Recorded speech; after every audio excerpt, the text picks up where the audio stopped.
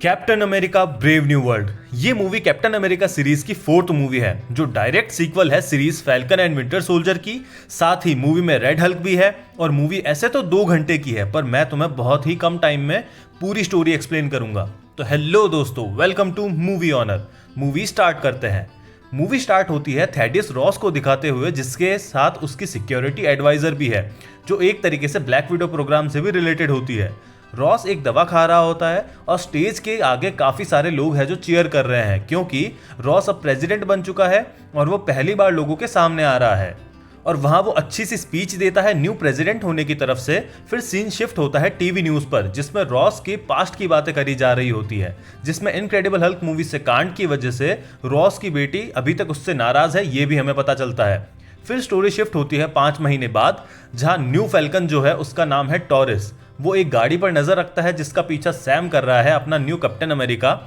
उसमें एक पार्सल होता है जो जापान की सरकार से चोरी कर लिया गया है सरपेंट सोसाइटी नाम के ग्रुप द्वारा। सैम पीछा करते हुए एक अड्डे पर पहुंचता है जहां काफी लोग हैं और साथ में ही सरपेंट सोसाइटी का हेड भी, जिसका नाम है सेथ वॉल्कर।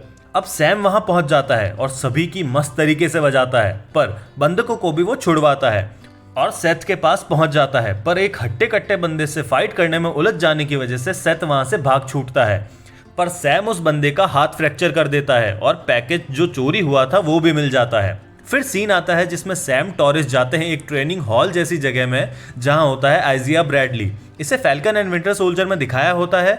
ये भी एक सुपर सोल्जर होता है जिसने सिरम लिया होता है कैप्टन के बाद, पर एक अफ्रीकन होने की वजह से अच्छे काम होने के बावजूद भी अमेरिका की तरफ से इसे बंदी बना लिया जाता है और जेल में डाल देते हैं, जिसे इंसाफ सैम दिलाता है falcon and winter soldier series में। यहाँ इसमें हम देखते हैं कि सैम को आइजिया ट्रेन करता है, साथ ही टॉरिस से भी मिलता है। यहाँ सैम को एक फ़ोन आता है जिसमें उसे व्हाइट हाउस में इनवाइट किया गया है, पर वो एक शर्त रखता है कि आइजिया को भी इनवाइट किया जाए तो ही वो आएगा, और ये बात आइजिया नहीं मानता। वो कहता है कि जिसकी वजह से मेरी ज़िंदगी बर्बाद हुई है मैं वहाँ नहीं जाना चाहता, पर सैम उसे मना लेता है और फिर तीनों व्हाइट हाउस जाते हैं। वहाँ थैडियस सैम से अकेले में बात करता है और उससे अवेंजर्स फिर से शुरू करने का प्रस्ताव रखता है। फिर एक मीटिंग का सीन आता है जिसमें रॉस सेंटर में है और बाकी कंट्रीज के मेन लीडर्स जो है वो सभी सराउंड में बैठे हैं। वहाँ रॉस बताता है तैमुत सेलेस्टियल के बारे में, जिसे इटर्नल्स मूवी के एंड में हमने देखा था, जो अर्थ से बाहर निकल रहा होता है, पर इटर्नल्स उसे रोक देते हैं जिससे अर्थ बच जाती है। पर वो जो आधा निकला सर रहता है उसके ऊपर रिसर्च होने लगती है और रॉस बताता है कि उसमें एक ऐसी मेटल मिली है जो वाइब्रेनियम से भी ज़्यादा स्ट्रॉन्ग है, एडमेंटियम। ये वही मेटल है जिससे वुल्वरीन्स के क्लॉज बने होते हैं। और रॉस सभी कंट्रीज़ के लीडर को कहता है कि हमें साथ मिलकर एक गठबंधन बनाना चाहिए जिससे हम इस मेटल को यूज़ कर सकें।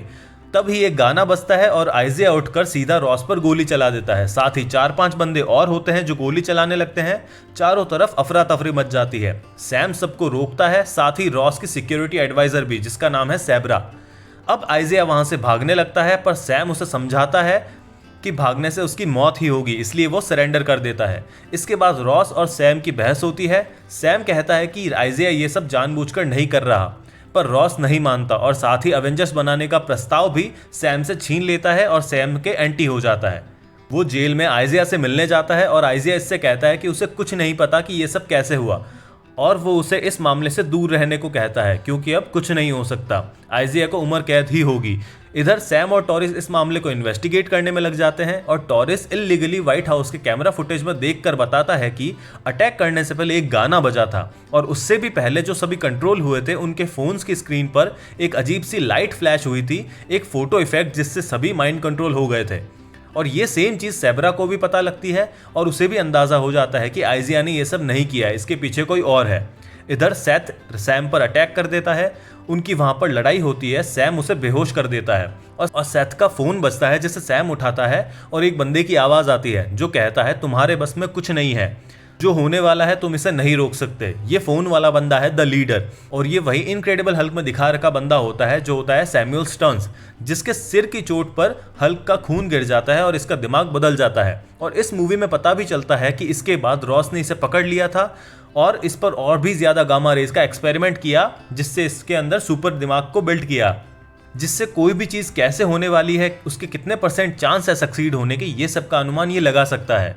और रॉस ने जो भी आज तक हथियारों के प्लान्स बनाए हैं, स्ट्रेटेजी बनाई है, उसके लिए इसकी ही हेल्प ली है और इसे प्रॉमिस करता है कि एक बार प्रेसिडेंट बनने के बाद में वो लीडर को छोड़ देगा, पर रॉस प्रेसिडेंट बनने के बाद भी ऐसा नहीं करता, तो लीडर को अब रॉस से बदला लेना है।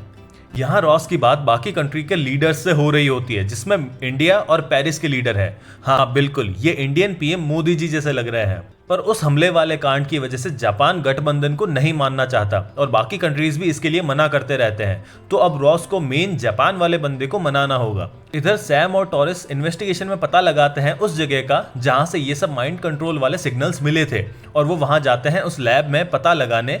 और इधर आइजिया को छोड़कर बाकी बंदे जिन्होंने अटैक किया था उनको जेल में एक बंदा गोली मार देता है और अपने आप को भी गोली मार लेता है, वो माइंड कंट्रोल्ड होता है। ये सब सैबरा देख लेती है, उसे डाउट होता है, अब सैबरा सैम और टॉरिस के पीछे ही जाती है।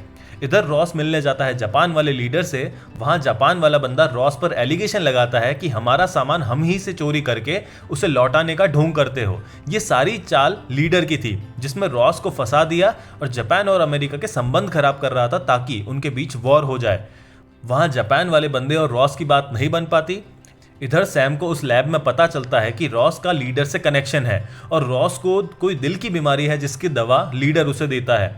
अब वहां लीडर आता है और अपने माइंड कंट्रोल से सैम और टॉरिस पर अटैक करवाता है। साथ ही वहां पर सैबरा भी आती है। अब तीनों लड़ रहे हैं और काफी सारे आदमी माइंड कंट्रोल हो जाते हैं। फिर कैसे ही करके वो तीनों वहां से भाग जाते हैं। इधर रॉस परेशान हो रहा होता है इस सारे पॉलिटिकल पागलपन से, जिसमें उसको गुस्सा आता है और एक रेड हल्क की झलक भी हमें दिखती है, पर वो शांत हो जाता है और दवा ले लेता है और कहता है कि अगर किसी एक कंट्री का एडमेंटियम पर हक होगा तो वो सिर्फ अमेरिका होगा। अब वो लड़ाई करके एडमेंटियम पर हक जमाने की बात करता है और एक शिप लेकर इंडियन ओशियन पर पहुंच जाते हैं, जहां जापान की सेना भी आ रखी होती है। सैम और टॉरिस भी वहां पहुंचते हैं और रॉस को समझाते हैं कि ये सारा जो झोल है लीडर का करवाया है, वो हमें लड़ाना चाहता है जापान से। फिर लीडर जापान वाले 2 फाइटर्स का माइंड कंट्रोल करके उनसे मिसाइल लॉन्च करवा देता है और वहां एरियल फाइट चालू हो जाती है, जहां काफी धांसू फाइट होने के बाद फैल्कन वहां पर जख्मी हो जाता है। पर सैम कैसे ही करके पूरा मामला शांत कर देता है और एक काफी बड़ी होने वाली वॉर को रोक लेता है। इस पूरे सीन के बीच में जब बात हाथ से निकल रही होती है तब रॉस को गुस्सा आ रहा होता है और उसकी रेड हल्क की झलक हमें एक बार और दिखती है, पर अब वो शांत हो जाता है। इधर टॉरिस अब हॉस्पिटल में है और वहां सैम भी रहता है और साथ ही हमें एक कैमियो देखने को मिलता है जिसमें अपना विंटर सोल्जर बकी आता है। सैम उदास होकर बात करता है कि वो कैसे करेगा ये सब बिना सुपर सोल्जर सीरम के, तो बकी उसे समझाता है कि ये सब वो कर सकता है और वो कैप्टन अमेरिका बनने के लायक भी है। साथ ही इन सब के बीच सैम जो लैब से मेडिसिन उठाता है और उसकी जांच करवाने के लिए एक बंदे को देता है और उसे ये पता भी चल जाता है, पर लीडर उसे मार देता है ताकि वो इन्फॉर्मेशन सैम तक ना पहुंच पाए। असल में उस मेडिसिन में गामा रेज के मॉलिक्यूल्स पूरे तरीके से रॉस के ब्लड में भेजे जा रहे हैं और ये रेड हल्क उसी का नतीजा है। इधर रॉस हमेशा से इस बात में दुखी रहता है कि उसकी बेटी उससे नाराज है। उसकी बेटी से वो कॉल पर बात भी करता है, पर उसकी बेटी पूरे अच्छे तरीके से उससे बात नहीं करती।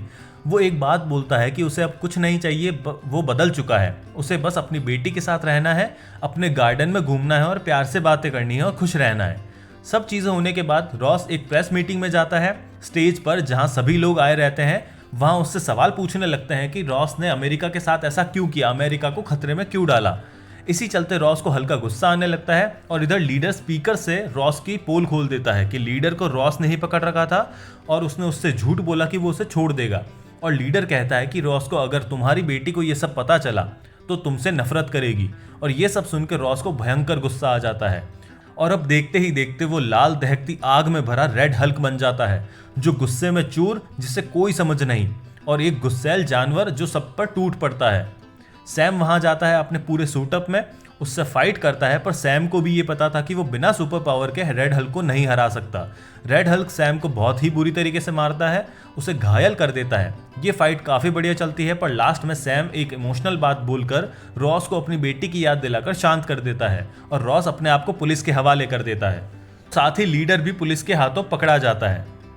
इसी के साथ चलते आइजिया के भी सारे चार्जेस हट जाते हैं और वो वहां से फ्री हो जाता है और रॉस का प्रेसिडेंट का पद भी हट जाता है और उसे राफ्ट जेल में बंद किया जाता है। ये राफ्ट जेल वही है जो कैप्टन अमेरिका सिविल वॉर में भी हमें दिखी थी। पर वहां पर रॉस को एक सरप्राइज देता है सैम, वहां उससे उसकी बेटी मिलने को आती है। ये वही है जिसे लास्ट इनक्रेडिबल हल्क में हमने देखा होता है। वहां रॉस खुशी से उससे बातें करता है। फिर सैम जाता है हॉस्पिटल, जहां अब टॉरिस को होश आ गया है और वो दोनों अपने सूट्स को अपग्रेड करने की बात भी करते हैं। मूवी यहाँ एंड होती है और पोस्ट क्रेडिट सीन में हमें दिखता है कि लीडर भी उस जेल में है। सैम उससे बात करता है तो लीडर बोलता है कि तुम जो सोच रहे हो कि तुम जीत गए, पर आने वाले खतरों से तुम कैसे जीतोगे? मैंने संभावनाएं देखी है, आगे बहुत कुछ बुरा होने वाला है, वो सभी आ रहे हैं, उन सबसे तुम कैसे बचोगे? और मूवी एंड हो जाती है। यहाँ क्लियरली हमें एवेंजर्स डूम्सडे और सीक्रेट वॉर्स को टीज किया जा रहा है, क्योंकि उसमें काफी तगड़ी चीजें होने वाली है। इस तरह काफी सारी मूवीज के एक्सप्लेनेशन के लिए सब्सक्राइब, वीडियो पसंद आए तो लाइक एंड कमेंट। मिलते हैं अगली मूवी में, बाय।